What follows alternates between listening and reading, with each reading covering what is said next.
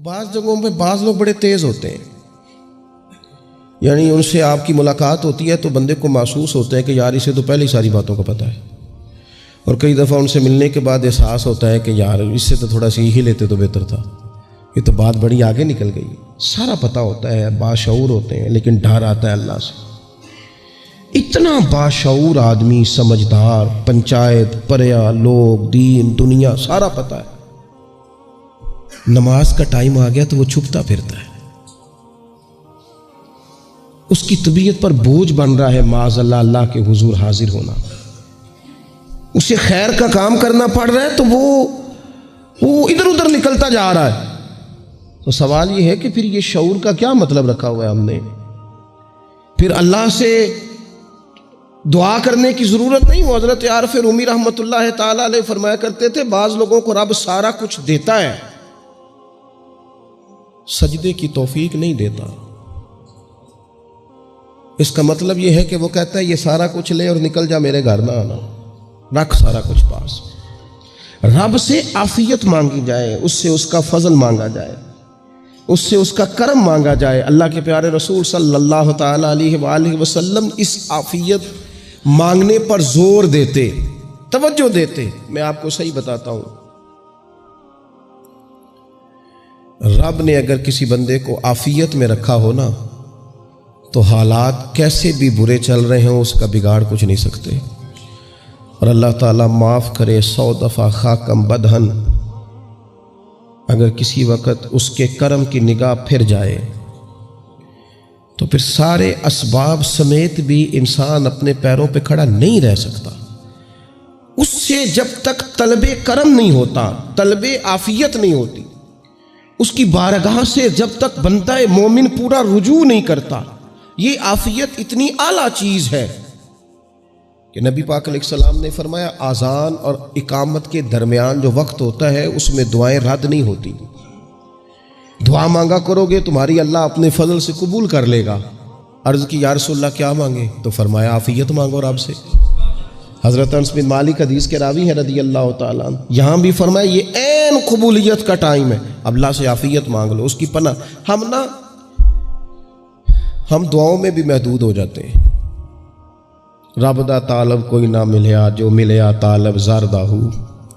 جب عافیت، ایک بزرگ تھے ہر وقت اللہ سے عافیت مانگتے تھے، ہر وقت اللہ سے عافیت مانگتے تھے، ہر وقت عافیت مانگتے تھے۔ لوگوں نے پوچھا، لوگ ان کو صالح جانتے تھے، نیک سمجھتے تھے کہ حضور آپ اور کوئی دعا مانگتے نہیں، عافیت ہی مانگتے ہیں۔ فرمانے لگے میں مانگا کرتا تھا شروع میں، بعد میں خیال آیا ہے اور بھی دعائیں مانگا کرتا تھا، یہ احساس بعد میں نصیب ہوا۔ فرماتے میں مزدوری کرتا تھا، مال برداری کرتا تھا، ایک جگہ پہ ڈیوٹی کر رہا تھا تو تھک گیا، اور وہ جو کام لینے والے لوگ تھے ان کے رویہ بھی بڑا ترش تھا، تکلیف ہوئی۔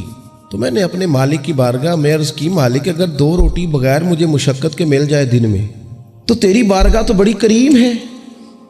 کہتے ہیں میں نے یہ دعا مانگ لی، ذرا میں تھوڑا آگے بڑھا تو 2 بندے آپس میں لڑ رہے تھے، میں ان کی صلح کرانے کے لیے، انہیں بچانے کے لیے آگے بڑھا، تو میں جس کو چھڑا رہا تھا دوسرے نے میرے اوپر ضرب لگا دی، میرا بھی سر پھٹ گیا۔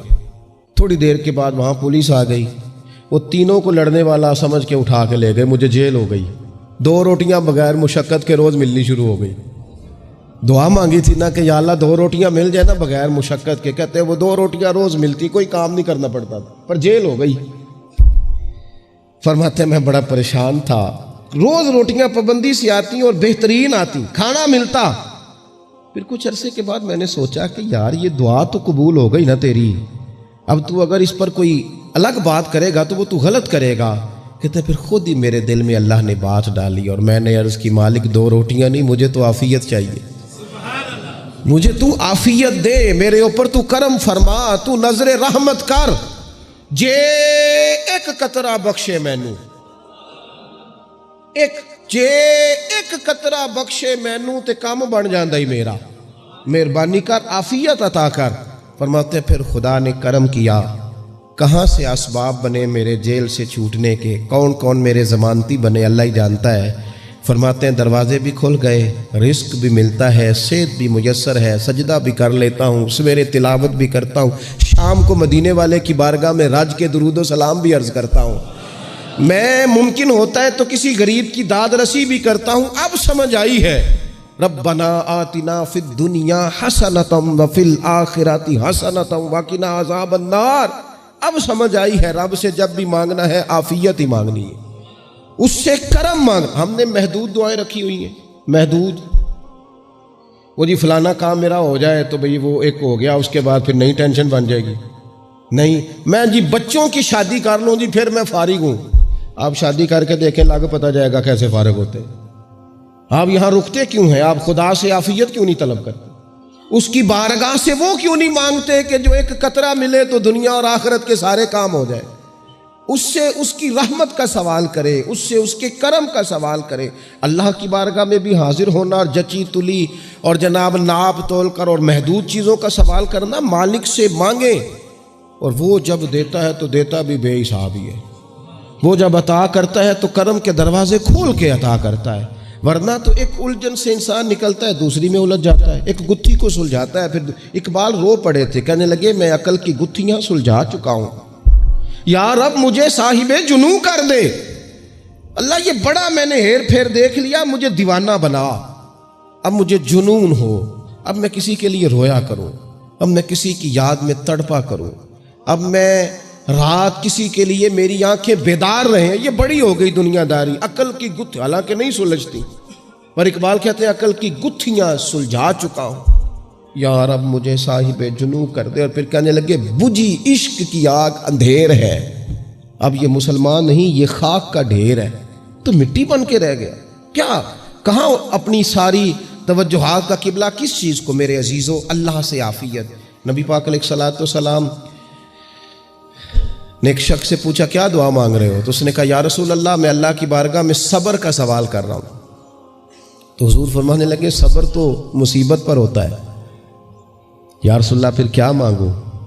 آپ ان جملوں اور لفظوں کی گہرائی کو سمجھیں. صبر کے لیے تو پہلے مصیبت آئے گی, پھر صبر آئے گا. تو یا رسول اللہ کیا مانگوں؟ فرمایا تو رب سے عافیت مانگ. مانا کیا ہے؟ مصیبت آئے کیوں؟ اللہ تجھے اپنی حفاظت کے حصار میں لے لے.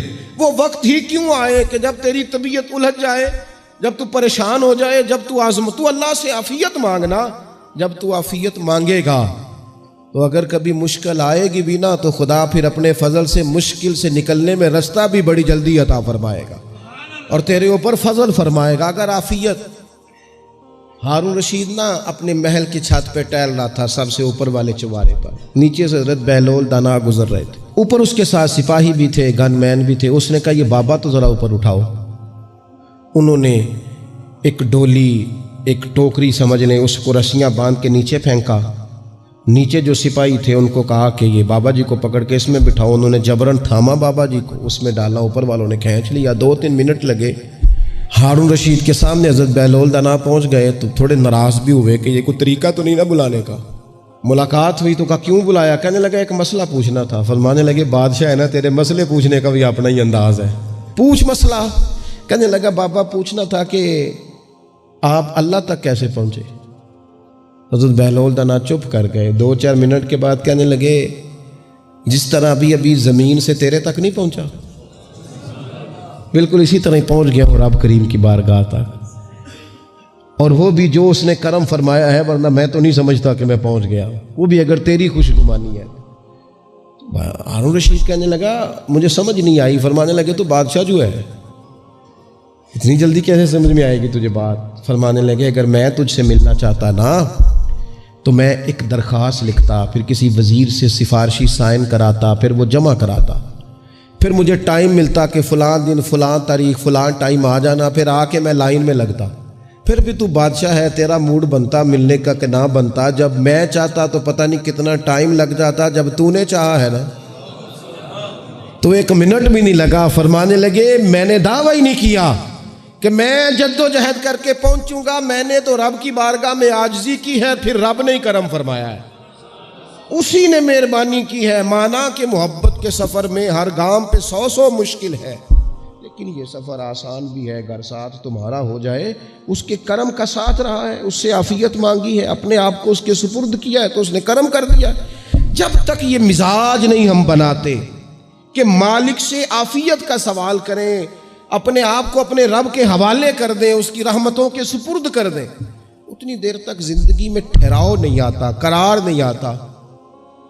مشکات میں موجود ہے، اللہ کے پیارے رسول صلی اللہ تعالیٰ علیہ وسلم تیمارداری کے لیے گئے تو صحابہ کرام فرماتے ہیں وہ بندہ نا اتنا پتلا نحیف اور لاغر ہو گیا تھا جس طرح چڑیا کا بچہ ہوتا ہے، کمزوری ضعف طاری تھا۔ تو محبوب کریم نے اسے دیکھا تو بڑے کریمانہ انداز میں کریم فرمانے لگے، تو کوئی دعا نہیں مانگتا، تو عافیت نہیں مانگتا اللہ سے؟ عرض کی یا رسول اللہ صلی اللہ تعالیٰ علیہ وسلم، میں نے اپنے رب کی بارگاہ میں عرض کی ہے مالک قیامت کا عذاب بڑا سخت ہے، میں نہیں برداشت کر سکتا، تو نے اگر مجھے کوئی سزا دینی ہے تو یہیں دے لے، قیامت کو نہ دینا۔ تو کہتے ہیں محبوب فرمانے لگے سبحان اللہ، او خدا کے بندے تو رب کی سزا دنیا میں بھی نہیں سہ سکتا، اللہ سے یہ بھی سوال نہ کر، تو رب سے کہہ ربنا آتنا فی الدنیا حسنۃ وفی الآخرۃ حسنۃ وقنا عذاب النار، تو رب سے دنیا میں بھی حسنہ مانگ، بھلائی مانگ، تو آخرت کے لیے بھی بھلائی مانگ، تو اس سے عافیت کا سوال کر، تو نے یہ سوال کیوں کیا؟ عرض کی یا رسول اللہ کرم ہو گیا ہے، مجھے سمجھ آ گئی، اب میں اسی طرح ہی کروں گا۔ عزیز دوستو، ہم کہاں سہ سکتے ہیں؟ ہم دنیا میں رب کی سزا ہم نہیں سہ سکتے، ہم کمزور ہیں، تو گرمی نہیں سہ سکتے، شدید سردی نہیں سہ سکتے، شدت کی بھوک لوگ نہیں سہ سکتے، کوئی آزمائش نہیں سہ سکتے۔ وہ جو لوگ بعض اوقات کہہ دیتے ہیں نا جی فلاں چیز ہمارے اعمال کا نتیجہ ہے، تو میں کیا کرتا ہوں، نہ کو یار، ہم تو یہ بھی نہیں سہ سکتے، ہم کہاں برداشت کر سکتے ہیں، ہمیں تو وہ معاف ہی فرمائے، ہم حساب والے ہے ہی نہیں، ہم تو صرف معافی والے ہیں۔ ہم سے نہ حساب پوچھے، اس نے حساب پوچھا تو پھر تو بڑی مشکل ہو جائے گی، اگر اس نے حساب پوچھا تو بڑی رسوائی ہو جائے گی، اگر حساب پوچھا تو مشکلات سامنے دکھائی دینے لگ جائیں گی۔ ہم سے تو وہ درگزر والا معاملہ کرے، ہم سے تو وہ کہے جا میں نے محبوب کے صدقے تجھے معاف کیا، جا تیرے لیے رحمت اور بخشش والا فیصلہ